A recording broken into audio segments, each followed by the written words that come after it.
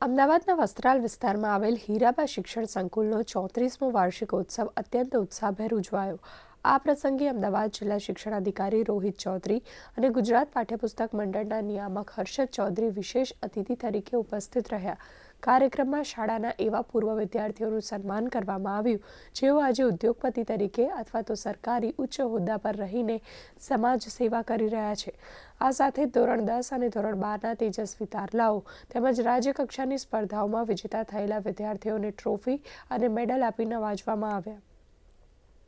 વિદ્યાર્થીઓમાં રહેલી જે શક્તિઓ છે એને બહાર લાવવા માટેનું ઉત્તમ પ્લેટફોર્મ એટલે વાર્ષિકોત્સવ થકી સાંસ્કૃતિક કાર્યક્રમો કરવામાં આવે તો બાળકો જે છે એ પોતાનામાં રહેલી શક્તિઓ બહાર લાવવા માટેનું એમને તક મળે છે।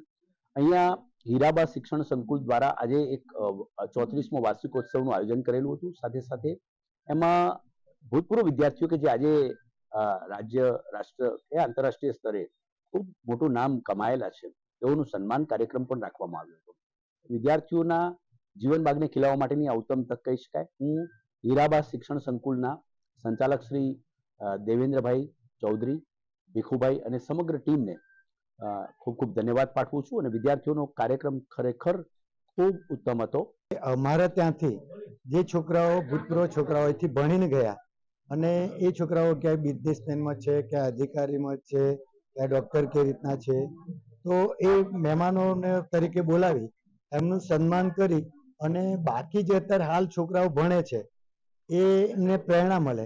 બાળકોની અંદર પડેલી જે સુસુપ્ત શક્તિઓ છે, અભ્યાસક્રમ એ તો ગૌણ વસ્તુ છે પણ એમની અંદર એ સિવાય પણ સુસુપ્ત શક્તિઓ પડેલી છે અને એ અમારા સારસ્વત મિત્રો દ્વારા સુસુપ્ત શક્તિઓને ઓળખી બહાર કાઢી અને એમને સ્ટેજ અમે આપીએ છીએ, જેના કારણે આગળ પણ એ વિકાસ પામી અને છેક આગળ પોતે કલાકાર તરીકે આગળ જાય અને આગળ પણ ભૂતકાળ જોઈએ આપણો તો એમાં ઘણા બધા કલાકારો અમે આ શાળામાંથી ઘણા આપ્યા છે। આજે પણ એક 9મા ધોરણનો વિદ્યાર્થી કે જે પિક્ચરની અંદર પણ કામ કરી ચૂક્યો છે અને સિરિયલોમાં પણ કામ કરે છે।